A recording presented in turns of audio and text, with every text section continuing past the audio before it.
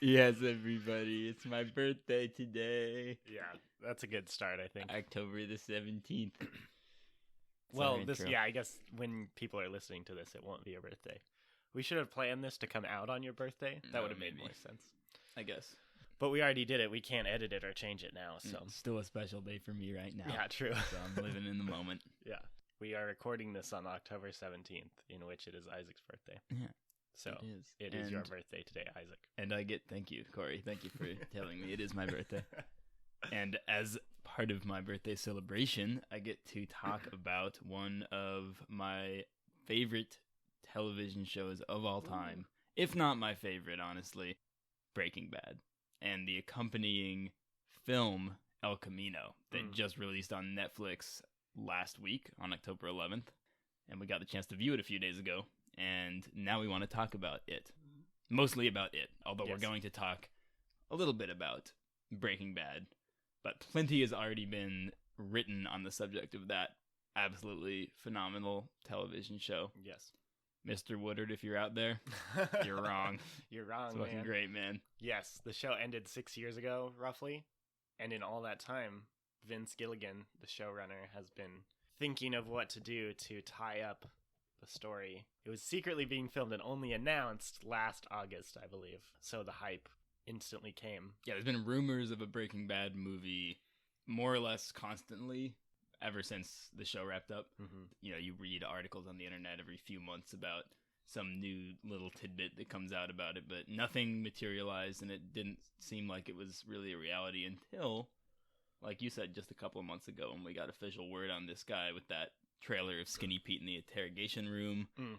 Very exciting stuff to get such a treat of a movie that is so vitally related to one of the most distinctly not wrapped up arcs of the TV show. They could have capitalized on the success of Breaking Bad very easily with a movie coming out a year later or like instantly after. Although let's not pretend that Vince Gilligan was ignoring the Breaking Bad universe during all that time, because he's been pretty much constantly working on Better Call Saul ever since the moment Breaking Bad wrapped up. So this is a man very much obsessed with the universe that he created. Yeah. Unlike other visionaries who maybe got a little bit too obsessed with the fictional universes they created, I'm looking at you, George Lucas and J.K. Rowling, Vince Gilligan has actually not fucked up so far.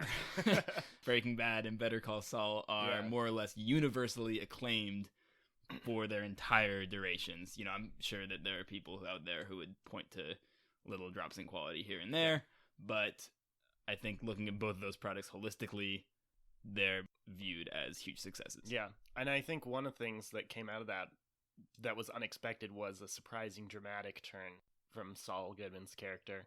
They could have easily taken the same route for Saul and had him be just kind of a comic relief, but as the main focus of the show, but instead focused on the dramatic elements, and it was able to create a different show entirely, but one that had the same kind of Breaking Bad-ish tension and feel through an entirely different route. Right, and a lot of intersecting storylines, right?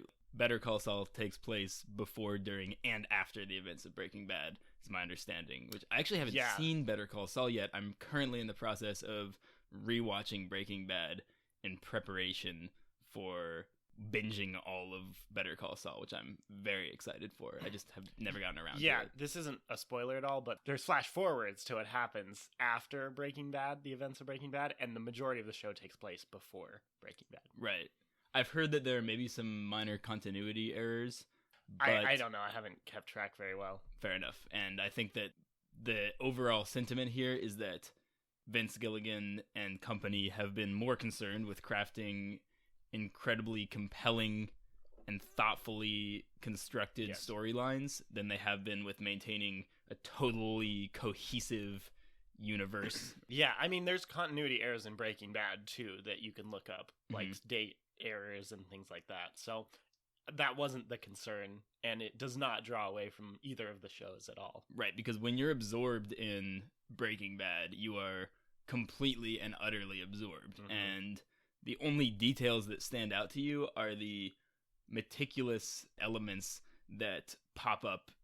One thing that I'm thinking about is the death of Combo, Jesse's friend, that happens midway through season 2 and then seems to be left in the dust before it comes back to be hugely relevant right at the end of season 3 in a way that is just impossible to predict if you're watching the show for the first time. So little details like that end up having such importance and feeling like they have been planned in advance really help, I think, sell the show as being cohesive, even if it has other details that are perhaps continuity errors. Attention is not drawn there. And I think Vince Gilligan is truly a master of drawing your attention where he wants you to be looking. The show is really all about the drama. It's about the characters and their interactions and what the plot creates through those characters' motivations and actions. It does an exceptionally well job of showing that actions and consequences are a seamless effort. Everything important that happened in the show, you can see the direct causes of what led up to that and what that action created, right? They're all tied together in this intricate web that makes the story so engaging and also causes you to understand and care for the important characters in the show like Walt and Jesse. Right. The show lingers on the events that happen too. It's not just about the mad rush to the finish line or the, set piece to set piece to set piece moment. It really does constantly slow down and allow you to absorb what's happening and to really think for yourself about everything that's led up to that point on the series. So it's not all about putting the pieces together for you and providing a constant roller coaster ride. It's very much about allowing you as a viewer to meditate on that chain reaction of events. The actual action elements of the show are really only significant. I mean, they are interesting and cool in isolated incidents, but they become so much more weighty because of their detailed tie-in to the story. Yeah, you remember those set piece moments, the big moments that we're going to spoil in this episode. So if you haven't seen Breaking Bad, please stop listening now and go watch Breaking Bad. I mean it. We spoil a lot of things on this show, but I don't want to spoil Breaking Bad for someone that hasn't seen it before. And if you haven't seen Breaking Bad, you have no reason to go watch El Camino because they are very much directly tied together, and the film does not at all help you with filling in the gaps if you've never seen Breaking Bad before. Not at all. Not at all. It is a direct continuation of the events of Breaking Bad. So the film picks up moments after the show left off. Jesse is racing away from the neo-Nazi compound after Walt breaks him out and massacres everyone else there at the very end of the show. And he's in an El Camino. Voila, there's the title. Yeah. Now, when Breaking Bad ended 6 years ago, it left Jesse in that car, zooming away from the compound where he'd been held prisoner for a few months prior, in this deteriorated, highly vulnerable, and undoubtedly traumatized state. But he had his freedom, at least momentary freedom. And I think when I initially watched that show, there's this sense that Jesse can't possibly get out of this situation. He's being now pursued by authorities. He's a person of great interest to a whole lot of different people. But in that moment, in the show's final moments, Jesse found some degree of freedom. And that was what was so important about how the show ended, right? That was the optimistic note that it left you on. You could see it on his face. The last season was probably assumed that it was difficult for Jesse to portray because it's just so dialogue low and emotion heavy. Just the brutality of his capture inside a cage with animal-like treatment. The film continues that in flashbacks very well. We get to see some more detailed Jesse-focused scenes that took place during the timeline of the show. Mm-hmm. So it feels like the film El Camino is really fleshing out the final arc of Jesse Pinkman as a character, which some might have felt shorted on in the second half of the last season of Breaking Bad, when the show's focus shifts almost entirely onto Walt, and Jesse is very much a background character because he's held captive and doesn't have really any agency. Right, in terms of the actions that he's doing, they're not as interesting to watch as they are just horrifying. Or the movie El Camino uses that to flesh out, like you said, and fill up the details that had been going on the whole time, but we hadn't got to see, so to speak. Yeah. The first question that comes to mind when you hear that El Camino fills in those gaps is, why weren't those gaps filled in the first place? Why did we not see more of Jesse's plight in the second half of the final season? Why did it take Vince Gilligan 6 years to show us the intense traumas that Jesse was enduring? That's a good question. In that period of time. And the best answer that I think I can come up with is that Breaking Bad as a show had to end with Walter White. It was his story, ultimately, and Jesse was an enormous part of it and had his own arc that stood independent from Walt's.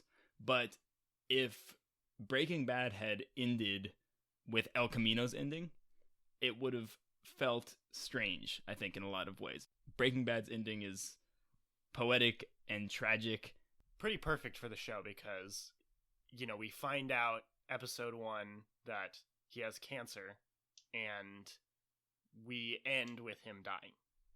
Right? It completes the arc. It's the moment that changed his life, so to speak, ending with the end of his life. Mm-hmm. If we had spent the time in the second half of season 5 delving into Jesse's emotional state as he's held captive, then there would have been an expectation that that character arc of the trauma that he endures while being held captive and the fallout of that, the PTSD, there would have been an expectation of that needing to be closed.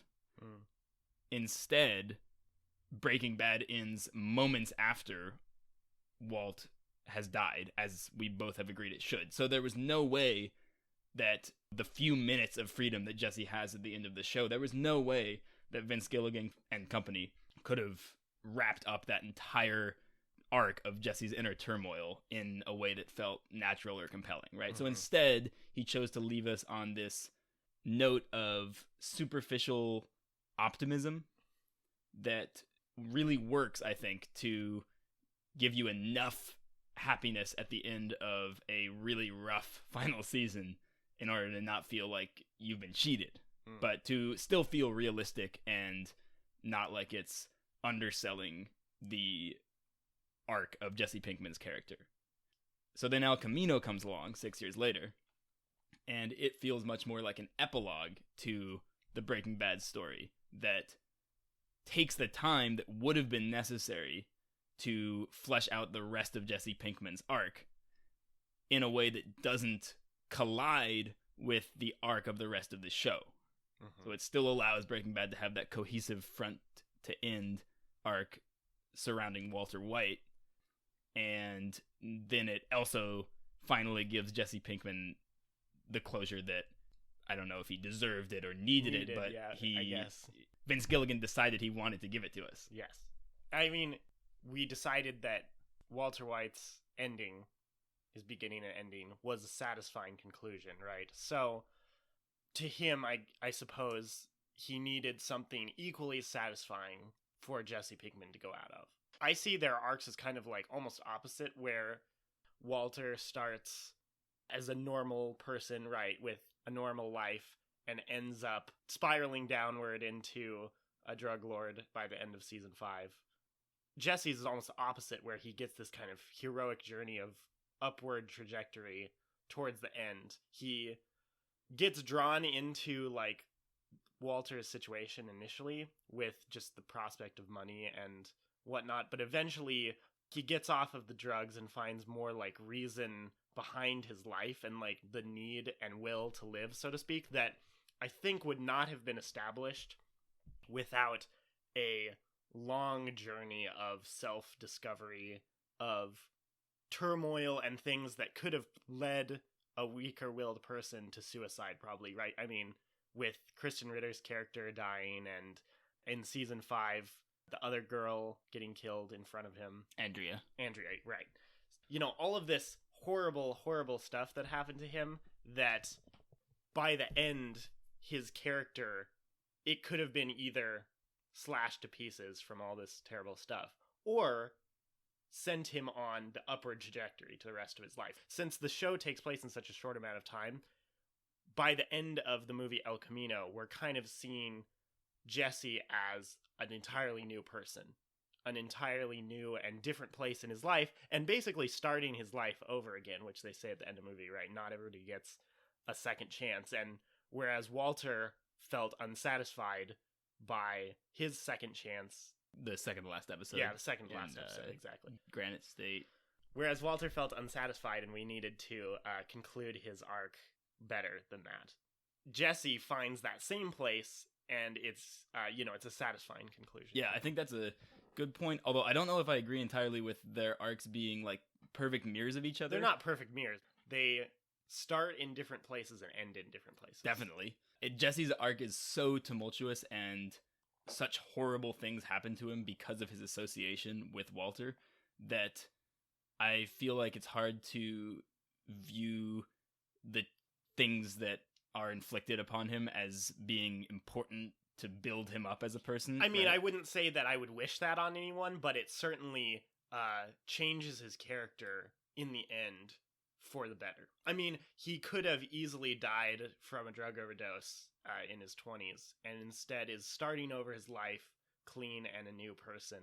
I mean, I'm not saying that that's like something you realistically should tie to life, but as a character study, it effectively starts him at a low point in life as a low-level drug dealer who is on the way to getting arrested or being killed or dying of a drug overdose, and ending with a life anew. Mm-hmm. I mean, especially we get to see in El Camino through his commitment and struggle to maintain freedom. Right. His freedom. The clearest contrast that we get between Walter and Jesse comes, I think, during the scene when they sit together in the diner. That's a flashback to right after the episode 4 Days Out when they go out in the RV and get stranded. It takes place right after that. It's this beautiful on-screen moment where you get to see Walt and Jesse together one last time. Although Jesse looks like he's a 40-year-old in teenager gangster clothes. And Walt, I saw one online commenter say he looks like Megamind because of his very apparent bald cap.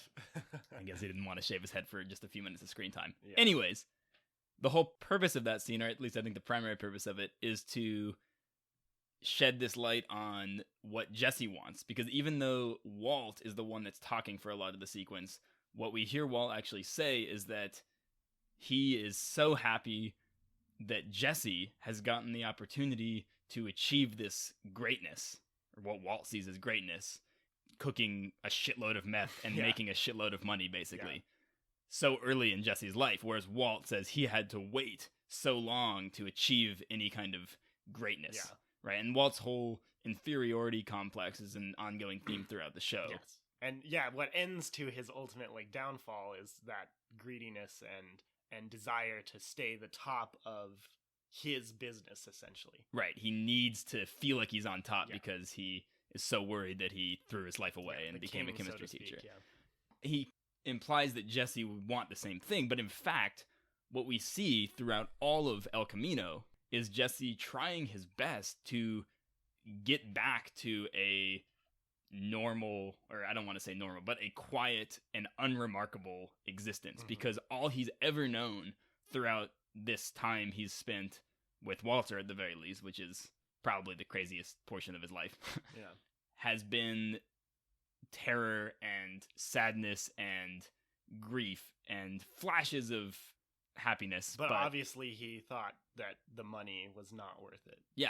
We don't ever get the sense that Jesse feels that the money was worth it in the way that Walt does. And at the same time, not to stay too much on the show, but at the same time, he definitely, I think, would have been content with just having a lot of money and being a drug lord at the beginning of the show, and had to be changed, so to speak, throughout the course of the show, right? He experienced change throughout the show that made him realize what was more important to him.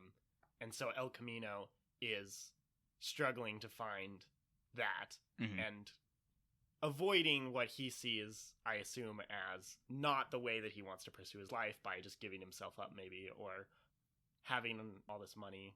It's clear for sure, though, that he wants to get away from everything that had happened in New Mexico to an entirely different life. Yeah, it's clear that that's what he wants at the end of Breaking Bad. And then in El Camino, he finally gets the 2 hours that he needs to achieve that. Yeah. So, does it work? I thought it worked, but exactly as you said, as an epilogue and not as, a necessary conclusion to the show.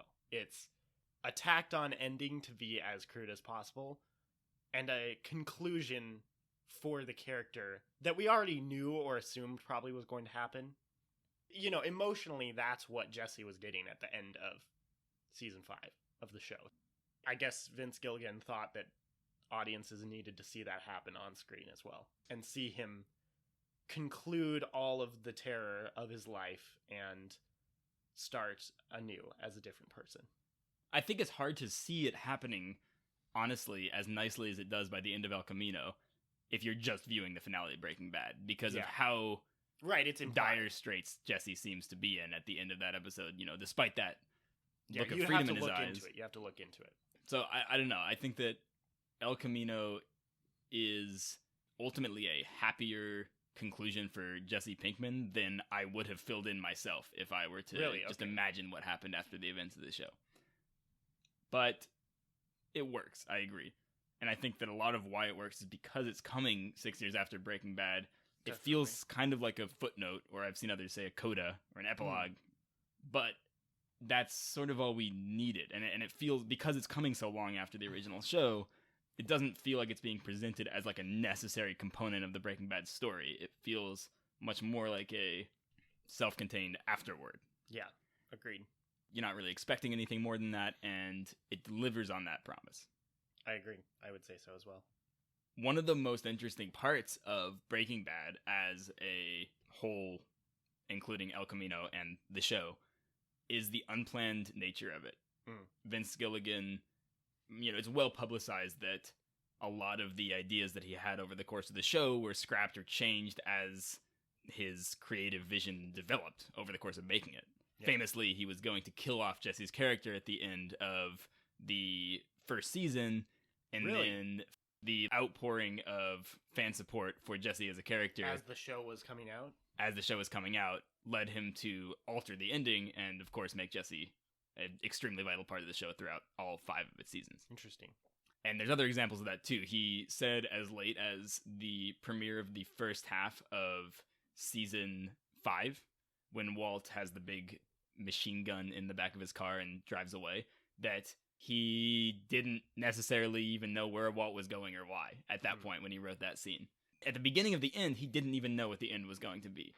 You contrast that with the work of a contemporaneous showrunner, Matthew Weiner, on Mad Men, who famously knew what he wanted the last shot of that show to be when he wrote the first episode.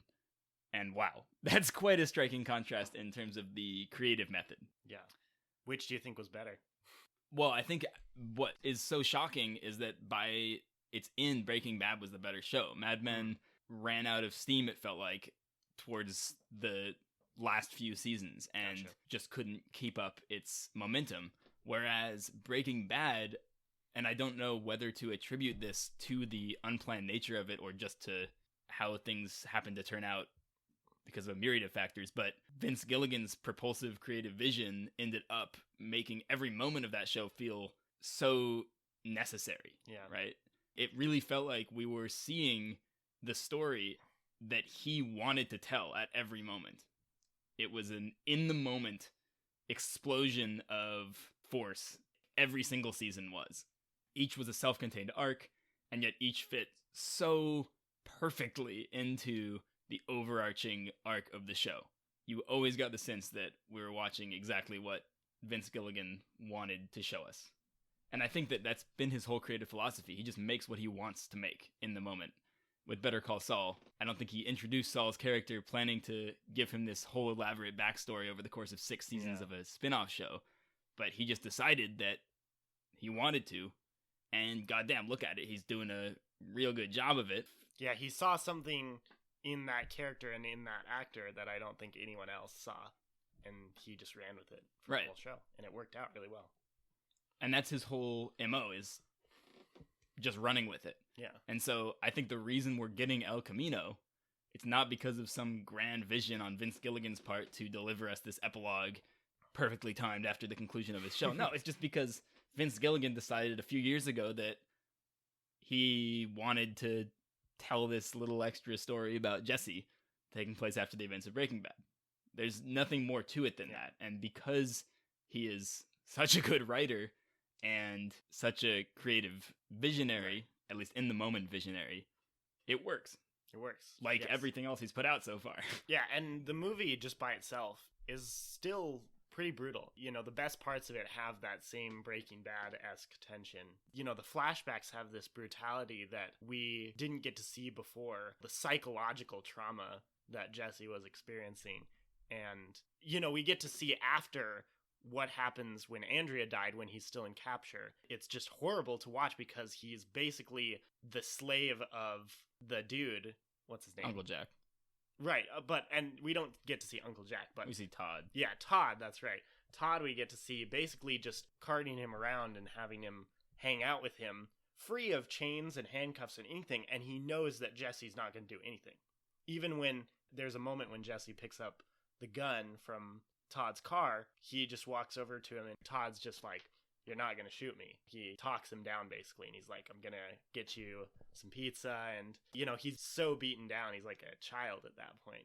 It's really sad. It's very it's disturbing and effective. I thought that the most disturbing flashback sequence was the body in the kitchen scene when Todd brings Jesse and show him the maid that he strangled, and God. Yeah, we always thought Todd was a horrible person, but yeah, that was really like psycho level for sure. Yeah, just the way he reacts to it and explains it so nonchalantly. I mean, it makes sense with who we know Todd to be, but it's... I also saw one person observe that Todd strangles that maid the same way that Jesse ultimately strangles Todd in the finale of the show with a belt. Oh. Probably, again, another instance of Vince Gilligan being like, "Oh shit, I got a good idea, I'm just going to throw it in there." And and it works. Definitely. Not a flawless exercise. I didn't feel like El Camino, you know, it wasn't peak Breaking Bad. Yeah, we questioned the $1,800 short of his freedom, stopping him and having to go through a whole nother cycle of getting more money and dealing with a character that we'd never seen before until El Camino. Its inclusion was maybe thematically significant and interesting to watch for sure, but maybe not the most understandable connection to the show. Yeah, I think that's how I would describe the film as a whole, is in terms of how it portrays the inner evolution of Jesse as a character. It does a really fantastic job of giving us that final arc. But the physical obstacles that he encounters along the way feel often pretty contrived. And that $1,800 is one very obvious plot device that just sends Jesse on a collision course with another plot device, the welder dude who ends up wanting to engage in a coked up Western shootout. Yeah.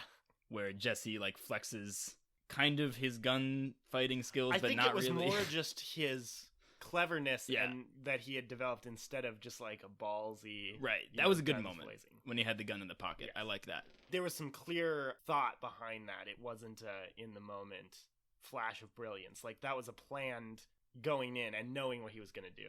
And yet it felt a little out of character to me for Jesse, not the gun in the pocket, but having just watched the season 4 premiere box cutter where you see Jesse react to killing Gale.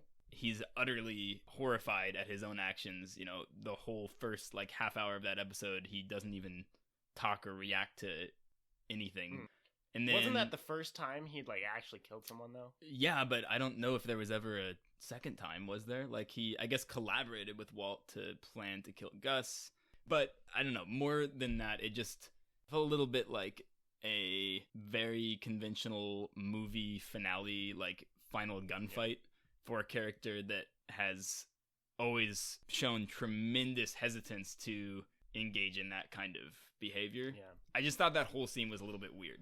Yeah, I definitely didn't get that sense at first, but now that you're explaining it, I can kind of see it. I think it's the kind of scene that makes sense in a show like Breaking Bad or connected to a show like Breaking Bad, but for Jesse himself, it seems odd. Yeah, just the placement in the show and the fact that the opponent was this random welder guy who kind of has this role in Jesse's torture that we get to see in a flashback, but it feels very manufactured for the purpose of this self-contained story. And for a film that otherwise feels like it's an epilogue that is concluding arcs that have already been started in Breaking Bad, that aspect of the semi-antagonist welder dude, it just felt like it kind of came out of nowhere and was resolved in a less than satisfactory way to me. I pointed out as we were watching the show that it was kind of confusing that the character revealed himself to Jesse as, I wondered when you were going to recognize me, and we all kind of start thinking about who this guy was and whether we'd seen him before, but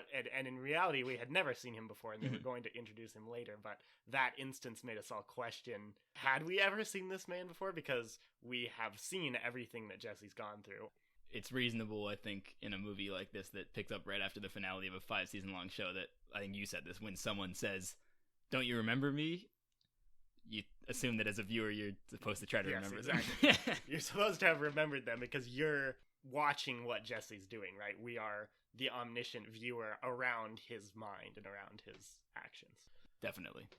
So yes, that was odd, but the scenes themselves, what we're literally seeing on screen, fit the coolness that the show has always been able to attain. I didn't think it felt as well earned, like the whole definitely not. Explosion of the welder facility at the end. It's reminiscent of a Breaking Bad set piece moment that the kind of wow moments. But it just doesn't land with the same impact because that arc has just kind of come out of nowhere right at the end here. Yeah. It's not satisfying. And then we immediately get to see him. That's the end of the movie. We immediately get him in Alaska going to his new freedom. So it's like, wow, that's what he had to do to get it, right? Get $1,800. Like, I think honestly it would have made more sense had we had just seen the character before, which would have been hard. They would have had to draw up someone that hadn't died. Yeah. And had it probably been more significant than $1,800, like, had he needed that entire stash. He got the entire stash of the dude he killed. So yeah. I think just using that $1,800 as a plot device is what felt especially off to me. Jesse's freedom rests on just getting this small amount of money that he happened not to have, even though he had a tremendous amount of money. Technically more than enough for one instance of him leaving. It was just that he had to pay for double since he didn't pay for the first one. Yeah. That's, I think, the primary example of the physical obstacles impeding Jesse here just not feeling nearly as well conceived as those in Breaking Bad did. When in Breaking Bad, you know, all of those obstacles that the characters were overcoming felt like they, like you were saying, each had a very clear cause and effect chain, and so you could see where they came from and how they had affected the characters up to that point and why the characters felt like they needed to overcome these obstacles. But here it's just, I guess that's where it shines through that this is a bit of an afterthought. It doesn't feel like it fits as much with the rest of the arc. If it was poorer in plotting, it, I thought, still made up for it in the tension that was being established since we didn't know what was going to happen, that kind of mystery of how is he going to accomplish this. You know, we saw the two guns that he pulled out from his parents' stash, but we didn't even know why he was getting those for sure. And then as each little layer is peeled off, like an we onion. get the final, like an onion, Shrek reference. Anyway, as we go through each scene, the mystery, so to speak, or the tension is building up since he's getting closer and closer to getting to his goal of getting the money and killing the dude. So even if, as reflecting on it, it seems like it was thrown in, for a single movie viewing experience, it kind of made sense, I guess. Yeah, but I still feel like since the movie doesn't really work as a self-contained piece, definitely. Okay, those obstacles might work if it was a self-contained movie, but it's not a self-contained movie. If you view it that way, it doesn't work for a bunch of other reasons, right? Because we haven't seen the evolution of Jesse's character up to that point. Yeah. Although this single movie viewing experience of his struggling with his past and overcoming those obstacles, both mentally and physically, I thought worked well as a single viewing experience. Even if you couldn't possibly really get the full scope of it if you just watched that, it was a film all on its own and not just a 2-hour-long special close-up. Right, yeah. In terms of its commitment to maintaining a thematic drive through that struggle. Yeah, and the way it depicts that struggle, there are flashes of peak Breaking Bad in there, I thought, with the way it shows his PTSD. Yeah. Towards the beginning when he takes refuge at Skinny Pete and Badger's place and is taking the shower and has this flashback moment of being hit by like a fire hose to be cleaned when he was being held captive. Yeah. There's the other one where he wakes up and sees the smoke detector on the ceiling, and he didn't understand why he was there. He felt like he was in the cage still and felt like he needed to get out. Right. It's really, really sad, and also staged in a really grounded, believable way. And the flashbacks, I think, are also really well done. They could have easily felt like they were thrown in fan service, especially the Walter one, but all of them feel like they're really in service of the character arc that Jesse is undergoing. Kind of reconciliation going on. The one with Jane close to the very end is really evocative and cements that whole Jesse Jane arc. And we realized watching a little bit of season 3 also that the other discussion that they'd had about the universe and your choices and dealing with what the universe gives you was also related to a flashback that he had when she was still alive. Right. So, yeah, so the flashback in El Camino is referring to a flashback from Breaking Bad. Exactly. That's crazy, man. Flashbacks and flashbacks and flashbacks. Yes. Goddamn. Mm-hmm. Did you feel like the ending that we got for Jesse was effective? Did it feel like it was too optimistic or happy? What did you think? I felt it was, the best word I would describe it as is conclusive. Like, we knew there was not going to be any more Walter White, obviously, because he died. And that felt like the way that it needed to be concluded. It feels like, for Jesse, that is a conclusive point for his character. And we will now be satisfied with not having to see anything else. Where we left off Jesse at the end of Breaking Bad was a spot where we could easily see more, right? And now we have officially got to a spot where we don't need to see any more of Jesse's story. At the same time, though, I didn't spend these last 6 years needing to see more of Jesse's story. Right, and I think that goes back to that it's a coda and not a necessary inclusion. But at the same time, while we might not have needed it, there was still more. Whereas now we're at a point where he's going to have basically a normal life. Yeah, so realistically, if you've seen Breaking Bad, you're not going to be able to resist the pull of watching El Camino. It's just not a decision that you're going to be able to make. His driving away has too much momentum leading on to more story that you're going to want to see it. Right. But if you're just now finishing it for the first time, I'd encourage you to wait 6 years before watching El Camino to get the full epilogue experience. Exactly. You got to get the full effect. No, I'm mostly kidding. No, he's not. You got it. Oh, you have to wait. You also have to watch Better Call Saul both before and after Breaking Bad. Right, yeah, you have to actually watch in chronological order. Yes. You have to take out the flash forward scenes and only watch the front scenes. Yeah, shit, someone needs to do a Breaking Bad full universe, like, mega cut. Yeah. All scenes chronological order. Even all of the, like, flashbacks from the show and flash forwards. Like the plane crashing scene. Oh, yeah. We just get none of that. We just do it straight through. It just happens. It just happens. That would be much less satisfying. No, than that the way it wouldn't was work. presented. It's like watching Memento in chronological order. Yeah, not as good. It's just a dude, like, all of a sudden not knowing what's going on anymore. Anyway. Yeah, so watching El Camino isn't going to tarnish your Breaking Bad experience, right? It's not. I think we can all agree, all two of us can agree that it takes nothing away from the arc of Breaking Bad, and adds a little bit on top that, yeah, you can go without, but there's enough of that Vince Gilligan vitality and desire to tell us this specific story that I think it's worth watching, as long as you've seen everything that comes before. It is worth watching for sure.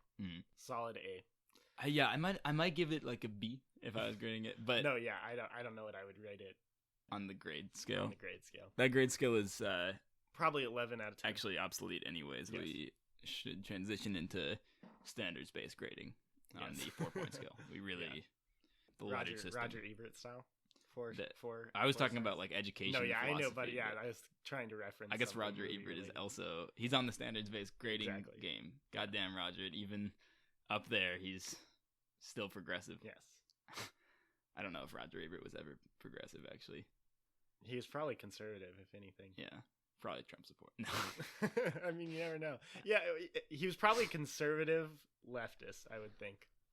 Like, yeah, he would vote for Hillary, but yeah, be conservative in his life and thoughts. Mm-hmm. Like, probably wouldn't be totally comfortable with gay people, but you know, he would not like picket against them or anything. Yeah. Well, that's Roger for you. Like, he's definitely in hell. But yeah. Oh my. But we can still enjoy his writing. Yeah, I got nothing against Roger. Yeah. Is there anything else we want to touch on here? Not with regard to the judgment of Roger Ebert's soul. We made a note of a Reddit comment that compared Toy Story 4 to El Camino. Mm-hmm. Do you want to talk about that?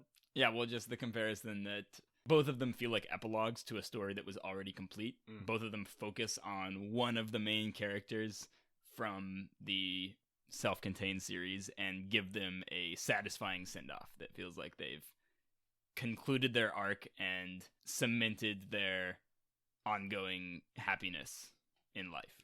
Do you think that they'll have more Toy Story movies? I don't know. I'm going to say again that I hope not, but I said that after Toy Story 3, and then I loved Toy Story 4. Yeah. It'll be like a double epilogue. Whoa, yeah. Buzz, man. Is Buzz ever going to get to Infinity and Beyond? Yeah, we don't know. Toy Story 5. Coming in 2021. Yeah. Also, Buzz and Jessie. Potential there.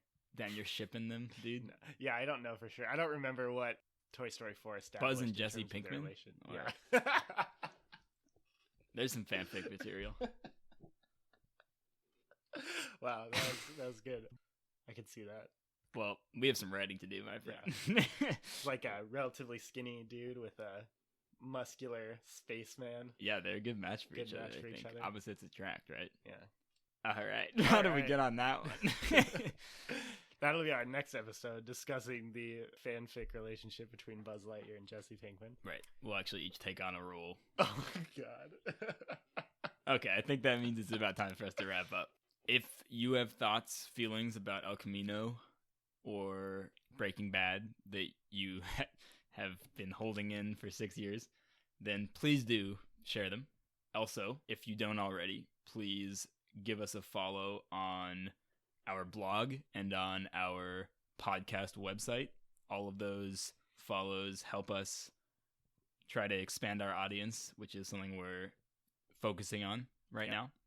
We're still writing reviews, putting them on there. Probably do some cool new stuff, some more exciting stuff than just reviews soon. I don't know what, but we have some ideas on the horizons. We do.